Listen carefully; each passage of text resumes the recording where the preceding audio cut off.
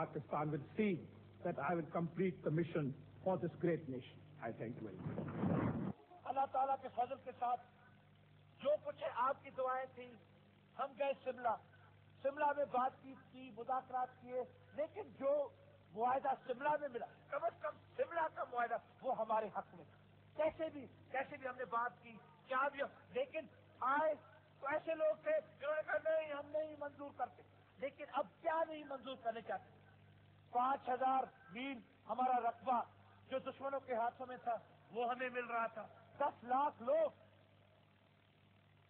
جہاں سے وہاں سے بیچارے اپنے گھروں سے نکل گئے محروم ہو کر. اور اگر ہمیں یہ ہم نے کوئی سمجھوتا نے اور نہیں کیا, نہ کشمیر دیا نہ اور کچھ کیا. اگر اس صورت میں اگر ہم آگے بڑھ سکتے تھے تو کیوں نہیں بڑھے؟ لیکن ایسے بھی لوگ ہمارے, کیونکہ پاکستان کے دشمن سے زیادہ عوام کے دشمن. غداری عوام کے نمائندوں سے کبھی نہیں ہو سکتی. غداری ان سے نہیں ہو سکتی ہے جنہوں نے غداروں کا مقابلہ کیا ہے. اس لیے میرے ساتھیوں, میرے دوستوں, شملہ کے معاہدے کم از کم اس میں تو آپ کہہ سکتے تھے بڑی اچھی بات آپ نے کہا, قوم نے کہا, قومی اسمبلی نے کہا, دنیا نے کہا, ارے ہندوستان کے لوگوں نے بھی کہا. مارشل لا کو ہٹایا. مارشل لا کے ہٹانے کے بعد اور اسمبلی کا سیشن ہوا. اسمبلی میں ایک عبوری آئین اور دستور ملک کو ملا 15-25 برس کے بعد. یہ عبوری آئین نہ لیاقت, کیونکہ قائد اعظم کے انتقال کے بعد نہ لیاقت علی خان کے وقت میں ملا, نہ غلام احمد کے وقت میں ملا, نہ ناظم الدین کے وقت میں ملا, نہ محمد علی بوگرا, نہ سہروردی, پتہ نہیں کون کون آئے کون کون گئے, لیکن دستور نہ ملا عوام کو. اب ایک عبوری دستور پاکستان کو ملا ہے. یہ ایک بنیادی دستور ہے. چلو اس دستور کو جو مکمل بنانا وہ بھی آپ کو فیصلہ کرنا ہے. آپ سب مل کر فیصلہ کریں. میں نے کہا میری جدوجہد ایسی ہے کہ میں وہ دن دیکھنے چاہتا ہوں کہ پاکستان کے عوام کہیں کہ ہم پاکستان کے عوام اس دستور کو ہم دے رہے ہیں, تو کوئی شخص کو دستور نہ دینا, آپ کو دستور دے رہے ہیں. یہ آپ کی بات ہے. جو دستور آپ ہمیں دیں گے ہم ہر آنکھ ہو کر اس کا ہم احترام کریں گے. تو اس لیے جو عوامی نمائندے ہیں وہ دستور بنائیں. لیکن میری گزارش ہے عوامی نمائندوں کو کہ دیکھ لیں پاکستان کی تاریخ کو, دیکھ لیں کہ کیسے دستور چلے, کس قسم کے دستور چلے.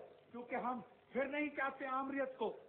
یہ جو بھی بیٹھے ہیں یہاں, جو بھی سیاستدان بیٹھے ہیں, میرا خیال ہے اگر وہ آپ کے صحیح نمائندے ہیں تو وہ ان کی یہی کوشش ہوگی کہ آمریت پھر پاکستان میں نہ آئے. اور ایسی آسان چیز نہیں ہے کہ آمریت پھر پاکستان میں نہیں آ سکتی ہے.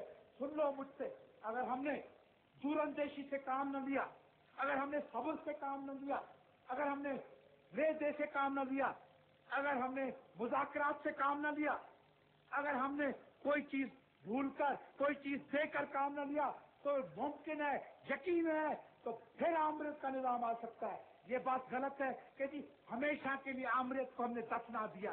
سن لو میری باتیں, ہمیشہ کے لیے اب تک آپ نے آمریت کو نہیں دفنایا ہے, نہیں دفنایا ہے. جب تک آپ ایک مکمل دستور نہ دیں گے, جب تک نبض و ضبط آپ میں نہ ہوگا, جب تک آپ خود ترقی نہ کریں گے, جب تک آپ اپنے حقوق کے خود محفوظ نہ کریں.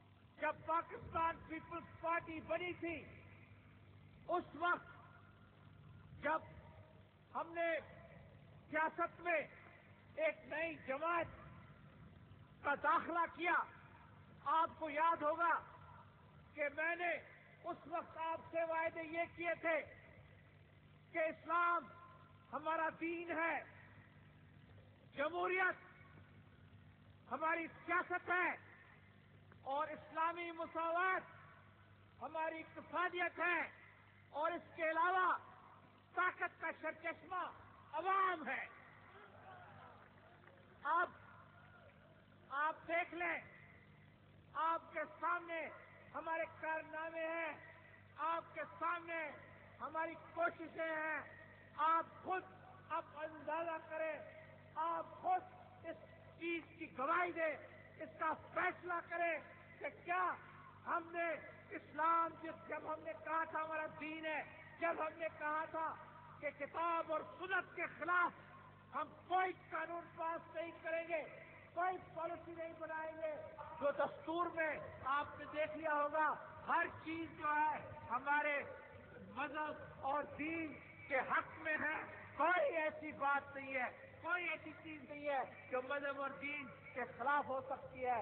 लाहौल अल्लाह किसी सूरत में ऐसी चीज नहीं हो सकती है। तो ये था मेरा आपके साथ पहला वायदा। आप देख लें कि एमडीओ का मसला इसी दौर में, 90 साल का मसला इसी दौर में, इसका फैसला, आखिरी फैसला जो कौमी असेंबली ने किया है, जो 90 साल से चल रहा था, वो इसी वक्त में हुआ। इसके अलावा आप देख लें कि हज की पॉलिसी हमने हर एक पाकिस्तानी को इजाजत दी कि वो बड़ी खुशी से हज पर जा सकते हैं।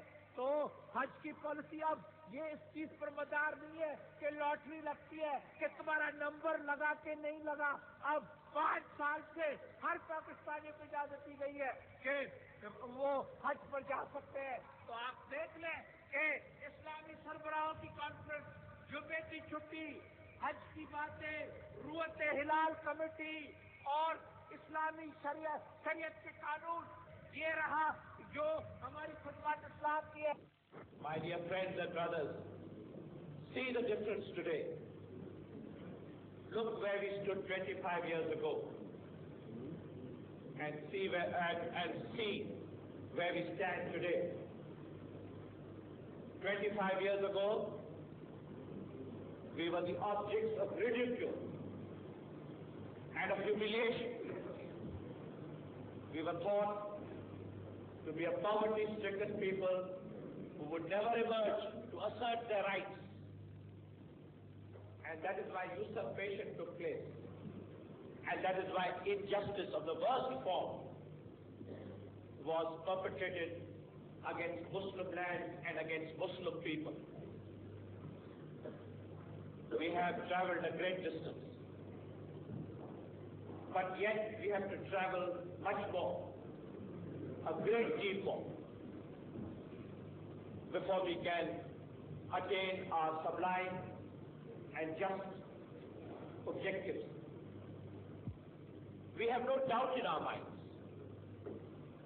that inescapably, irresistibly, inevitably, these objectives will be achieved, no matter who is pitted against the forces of Islam. This is not a new challenge that Islam faces. From its birth, from its inception, Islam has faced one challenge after another. Yes, there have been setbacks. There have been terrible setbacks. But having faith in Almighty Allah and being guided by His wisdom and by His holy scriptures, we can never lose confidence in ourselves, in our cause, and in our future.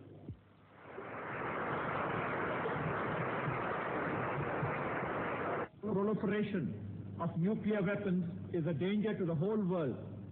The United Nations has a clear and present duty to address itself more vigorously to the question of credible security assurances against nuclear threat or blackmail to all non-nuclear weapon states.